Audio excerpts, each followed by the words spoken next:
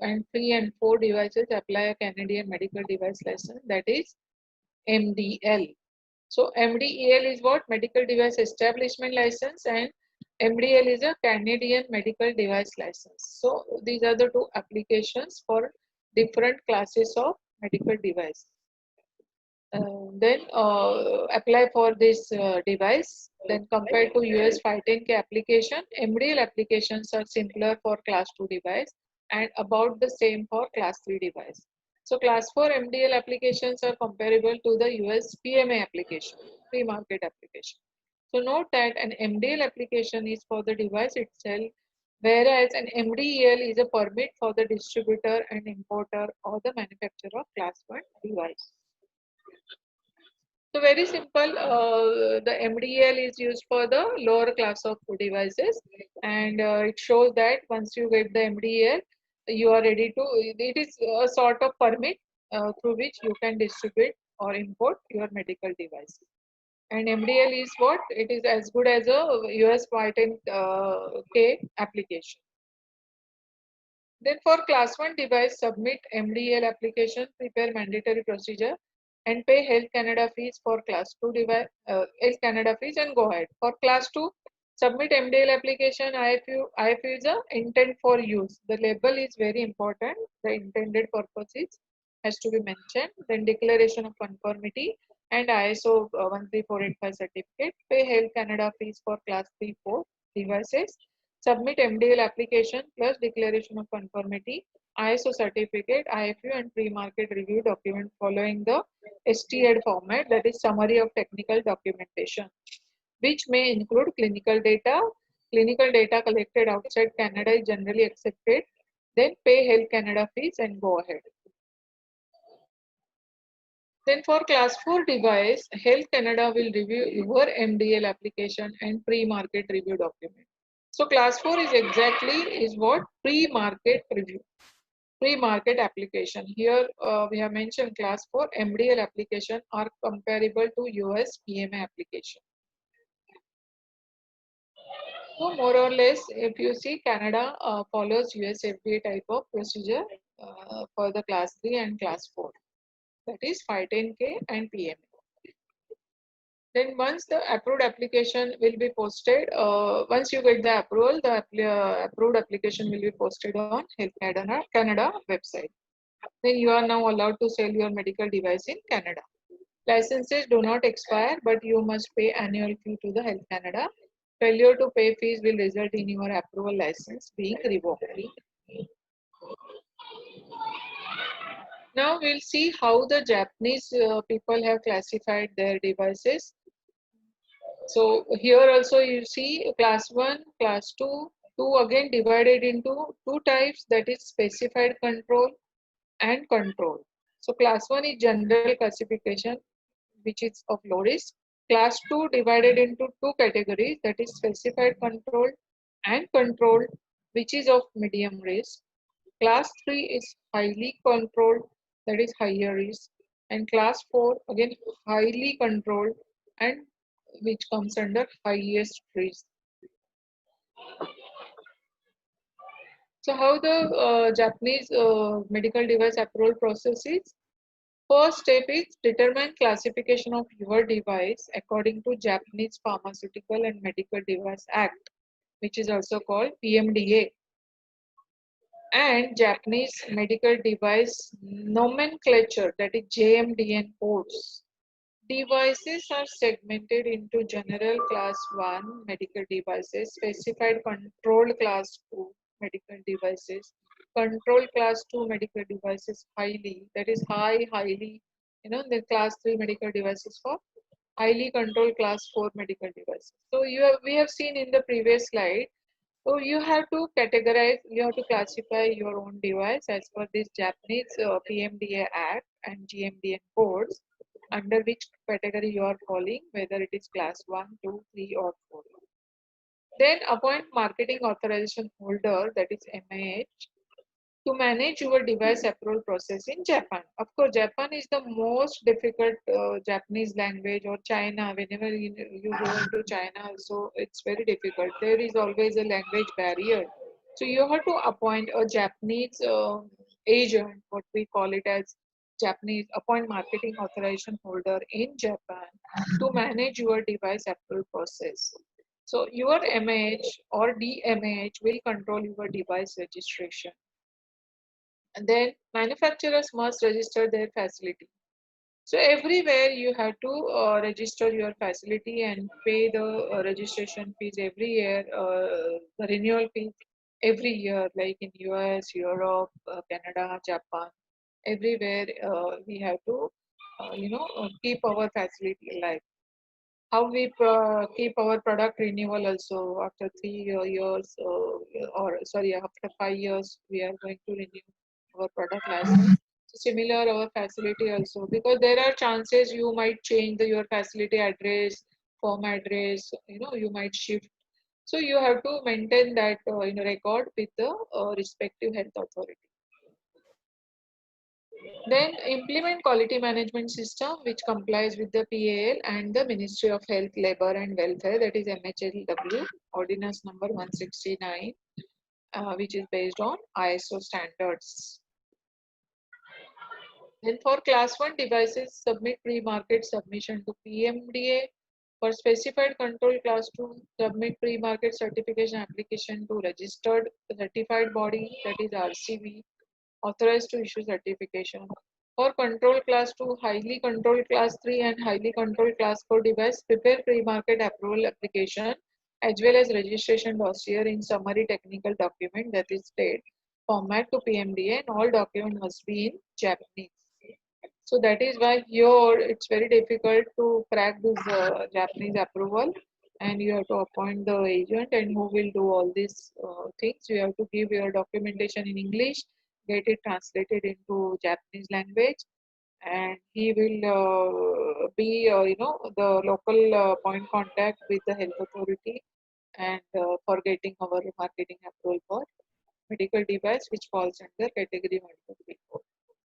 Some class 1 devices require QMS conformity assessment by PMDA. Specified control class 2 device will have QMS audit by RCB, and control class 2, highly controlled class 3 and highly controlled class 4 device will undergo QMS audit by PMDA.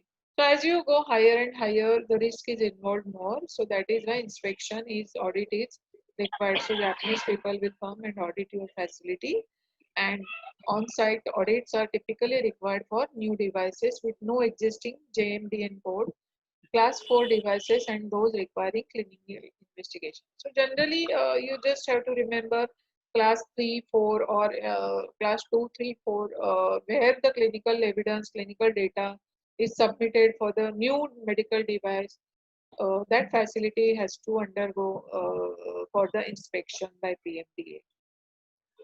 So this is a common logic applied for each health authority for the critical devices, and which is which coming under high risk. Then all classes will require a QMS conformance certificate issued by PMDA or the RCB. Then specified control class 2 devices will have pre-market certificate issued by RCB, and the control class 2, highly controlled class 3 and highly controlled class 4 devices will have pre-market approval certificate issued by MHLW. So class 1 device have no certificate issued. So very simple, they have stated that class 2 onwards, it's a pre-market certificate issued by RCB, whereas only class 1 device have no certificate required, no certificate is issued. So rest all is required, the certificate issued by the RCB. How we call it as notified body and the competent authority in Europe. Similar way, their PMDA and this RCB plays an important role. So all classes after submission, certification or approval, the MH or agent must submit import notification to Regional Bureau of Health and Welfare. In the meantime, reimbursement application should be filed with Economic Affairs Division of MHLW if applicable. Then you may now begin marketing your device in Japan. Approvals do not expire. The device registration do not expire. However, to maintain quality management system certification, periodic audits will be conducted. The schedule will be determined by the RCB or PMDA. Now we'll talk about Middle East region, that is MENA. So the medical devices market in MENA region area presents unique challenges and opportunities to international manufacturers in healthcare sector. So despite of the overall positive economic development in most of the MENA countries, the regulatory environment can be challenging.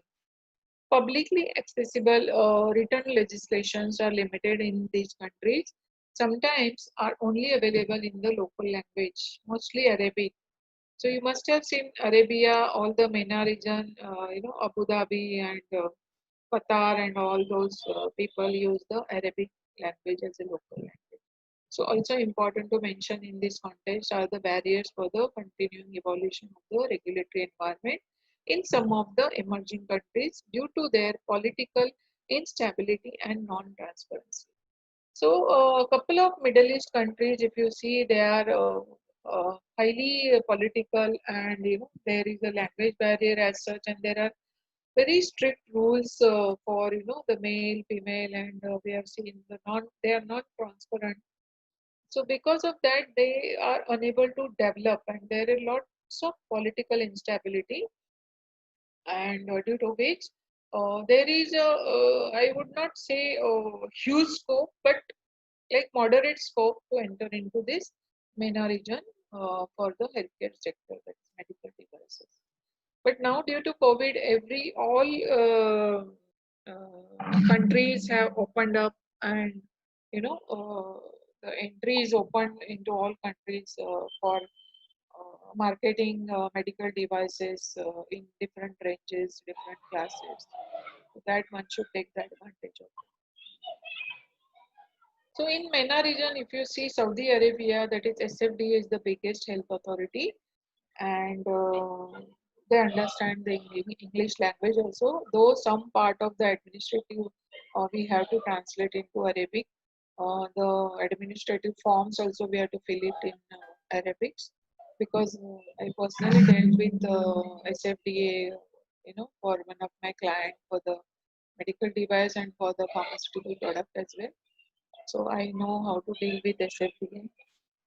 So SFDA is nothing but Saudi Food and Drug Authority, and which is operational since 2009 and established in 2006. So SFDA is an independent body with an independent budget, and managed by the board of directors. Okay, so this is the general information, and reports directly to the Premier of the Council of Members. And SFDA took overall responsibilities from MOH in July 2009. So SFDA is a big body, you may call it as MOH, Ministry of Health in Saudi Arabia. So what is the regulatory requirement in Saudi Arabia? SFDA was authorized to regulate Saudi Arabia's medical device market in 2007 by the Council of Ministry Resolution 181. So SFDA created the medical device interim regulation in 2008. Then the Foundation for Registering Medical Devices, Medical Device National Registry, that is MDNR, to register manufacturers and distributor. The National Center for Medical Device Reporting, that is NCMDR, to manage recalls. Then Medical Device Establishment Licensing System, that is MDEL, to issue the product licenses. And the legislation did not come into full force until August 2011. But in February 2011, the law stipulated that medical devices with SFDA marketing authorization could be placed on the market. But since August 2011, only SFDA authorized medical devices can be marketed, while device in use at that date can still be used. So what is the role of like MDMA, that is medical device marketing authorization? So electronic system to authorize medical device after they comply with the medical devices interim regulation, that is MDIR, and the implementing rules of MDS IR6. So local manufacturer or ARs apply electronically for the marketing authorization. Applicant must be a licensed AR holding MDL for each foreign manufacturer falling under his responsibility or valid MDNR number in case of local manufacturers. Then MDMA is required for all medical devices and their accessories supplied to the KSA market. Then contact lenses and the laser equipment for cosmetic rather than medical purposes and for accessories. So this is the general information required for the registration of medical device in SFDA. First is application form, which is common. It is selection according to the origin of classification certificate. Then the contact details of the manufacturer, establishment national registry number, name and contact details of the person, information on manufacturer and MBNR number, manufacturing site, country of origin, generic name, device brand name, model, custom code, GMDN number, GMDM code, copy of C certificate, ISO certificate, then pre-market. Suppose if you have already existing C certificate in Europe, then it becomes again easy for you to enter into SFDA, Saudi Arabia. Even in US FDA, if you have 510K, you can easily enter into Saudi Arabia. So otherwise, if you are a newcomer, you have to register your firm and get your ISO certification done for your facility, make the technical file and give all these information, fill up the application registration and your device details, generic name, country of origin. Suppose if you are if your country is India and manufacturing site is Dubai, then you have to make note of it. So you have to mention those addresses with the details. So prior to being sold in the kingdom of Saudi Arabia, that is KSA, medical devices must receive marketing authorization from the SFDA under the interim regulation issued on December 2008.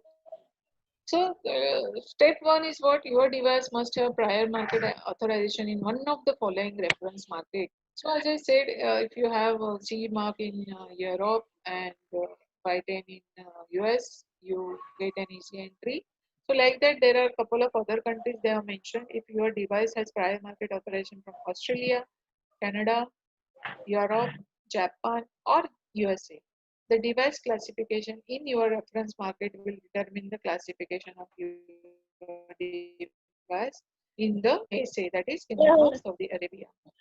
Then appoint a KSA authorized representative, that is AR, authorized representative to manage your device registration in Saudi Arabia. So AR is nothing but your local agent. So your representative must be licensed with the SFDA and you must have the contract legalized between you and your AR.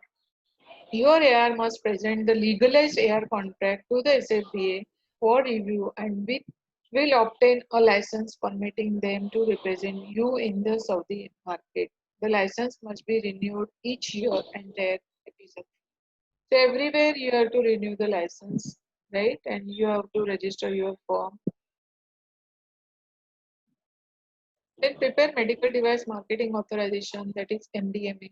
Application and submit to your authorized representative. The application includes device labeling, intent for use, that is IFU, promotional material, proof of regulatory approval in your reference market, and quality system certification if applicable, that is ISO certificate. Labeling, promotional material, and IFU must be in English and Arabic. So this is a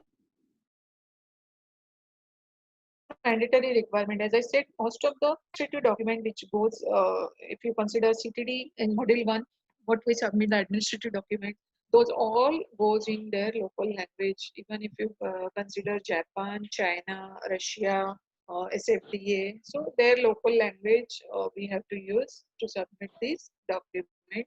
Similarly, your promotional material, label, all this goes in their local language. So English only is acceptable for professional use devices. Then the MDMA application is reviewed for the completeness by the SFDA, then passed to the third party conformity assessment body, that is CAB, for the technical review. The technical review is rigorous and detailed. Multiple rounds of questions are not uncommon. Then the SFDA makes the final decision based on the recommendation received from the CAB, your competent body. Once the device is approved, the SFDA issues the MDMA certificate and you may begin marketing your device in Saudi Arabia. So class 1 device registration are valid for 3 years. Device registration for the other classes are valid for the remaining terms of validity in the reference country you have chosen. If there is an explicit expiration date, or 3 years if the regulatory approval is open-ended, example FDA 510K clearance. Then UAE.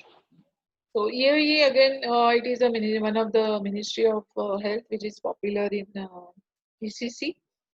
So here, healthcare in general is regulated at both the federal and emirate level. So, United State of Emirates, and that is why it is a federal, body, the regulated by both federal and the emirate level. However, the registration of healthcare devices is regulated by UAE Medical Device Registration Guideline, herein referred to as the registration guideline, issued by Ministry of Health. Setting out the requirements for an application for regulatory approval, the registration guideline is aimed at maintaining a balance between ensuring product safety, quality, and effectiveness and providing the public with timely access to medical devices and preventing the entry of unsafe or ineffective devices into the market. So, as I always speak about any health authority, the main objective is to protect public health, and to protect public health, we have to meet safety, quality, right? So safety, quality, and effectiveness is very important everywhere. So similar to UAE also. So the manufacturer or its local authorized representative is required to apply to the Committee on Medical Device Registration at MOH in order to register their medical devices prior to first placement on the local market. So a committee, which is referred to as the committee, is competent to decide on an application. This is in turn under the supervision of the Drug Control Department, which itself is a division of MOH. So let us see all the steps involved to getting marketing approval in UAE. So first step is preparation of company registration documents, that is application form, company name, country of origin, address, name of the authority that issued the business license, information regarding the manufacturing facility and description of the principal activities, list of manufacturing sites, subsidiaries, information regarding the quality management system, ISO standards, then description of documentation procedure or any SOPs, list of products with their main description, details of the local distributor and the local representative, copy of medical store license, agencies or agreement. You must have heard about UAE or GCC area. There are lots of distributor who help us to distribute. So as compared to manufacturer, there are lots of distributor. So once you register your product in Europe, US, and other countries, you can directly take those products to the distributor in UAE, and you can sell into the UAE market. But if you are the originally belongs to Saudi Arabia, then we have discussed how to apply, to the registration procedure, and we have discussed the steps earlier.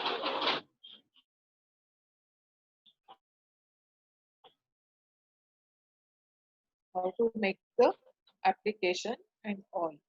Registration file should be submitted. Then preparation of the product registration document. Here you can see the attachment is referred as ABCDEFG. So under ABCDEFG, it is required as application form, regulatory approval, FSCC certificate, then the post-marketing requirement, vigilance system, risk assessment, status of device distribution, that is list of countries. As I said, if your device is already existing in US, India, Europe, Canada, or somewhere, you have to give the status of post device distribution. Labeling, 3 copies artwork, product name, etc. Then declaration of conformity, safety and effectiveness data, manufacturing process, special requirement that is manufactured from animal origin, like GMO and all certificate we have to provide in the special under the special requirement. So how this classification is done? Main classes and the required attachment under each class to be attached to the application in same order. So that is why here we have given the A, B, C, D, A to J, and under A to J, what all documents are required. Here, class wise, we have divided. Now you can see class 1, that is general, what all documents are required. Class 1 general, that is for sterile and or measurement. These are the documents required. Whereas class 2, these are the class 3 and class. So this chart is very easy to understand for each class. So each, see, the to be attached to the application in same order numbering. So the order numbering is very important. You can see A, B, but not C, D, correct? So after A, B, this is not applicable, E1, F. So you have to maintain this sequence, okay? So the numbering sequence, as we have seen in the previous slide, what is A, what is B, what is C. So this sequence has to be maintained for different categories of the medical devices.